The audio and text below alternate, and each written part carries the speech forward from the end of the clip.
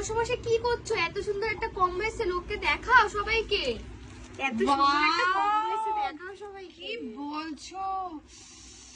এই সৌমিলি, এই টিয়া, এই কম্বোটা দারুণ লাগছে গো। কোথায় ছিল?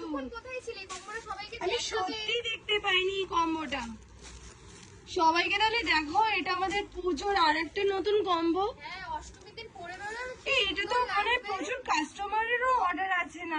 প্রচুর এই ব্লাউজটা কিন্তু দারুণ লাগছে বলো। ব্লাউজটাতেই ভরে ভরে কাজ আছে।